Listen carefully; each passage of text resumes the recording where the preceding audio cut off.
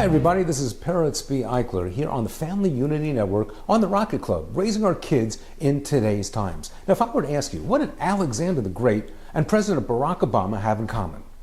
Well, let's think about that. They are both, or he was, at least Alexander the Great was, a leader in his time, so was President Barack Obama. But one lived a couple of thousand years ago, and one is the President of the United States of America. But what did they have in common? One was a leader of an ancient Greek empire, far, far away from what we would call the great United States of America today. But they had a quality that was in common that actually you and I can learn from, and it had to do with the quality of acquiring wisdom and self-control. Actually, it's something that you see in a couple of very, very special UFC fighters. And we're going to be meeting some of them also and finding out how they get to be in the shape that they are. But I'm not talking just about physical shape. I'm talking about mental and emotional shape, and how that's an attribute that can help you and I help our families to be happier and more put together. You know, Alexander the Great once invaded a city that was very unique. You know what was unique about the city? That it was inhabited only by ladies. Whoa, amazing. Ladies that took over the whole city. They ran the city, had the government. There was nobody else there. He said, I'm going to wipe out your city, just the way I did every other city in the Western civilization that I've conquered. They said to him, hey, you're Mr. Alexander the Great, big shot. How is it going to be a feather in your helmet if you wipe out a city that's inhabited basically by a bunch of Girl Scouts? I mean, we're unarmed. What are you going to say? That you wiped out, you attacked, and you destroyed and conquered a city that was basically defenseless? And if you win, so you really just kind of lost. It's not going to be a feather in your helmet, as we said.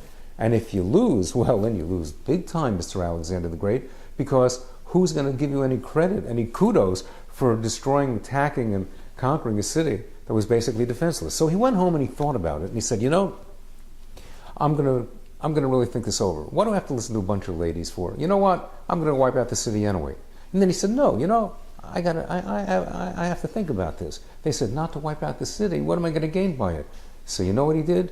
He didn't attack the city, didn't conquer it, and then, lo and behold, what do you think he did?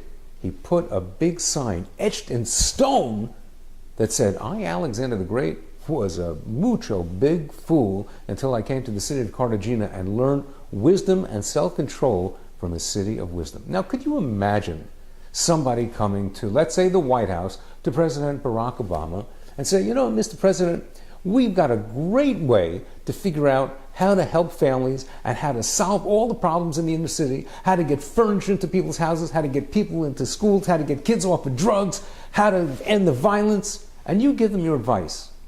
And the next day the president says, you know, I'm going to change all my policies. I'm going to institute a new program for homes and houses. Now, you may think he already did it, but let's say he did it based on your advice. He said, I learned from a group of people in Philadelphia, one of my favorite cities, how to change every single family in America for the better.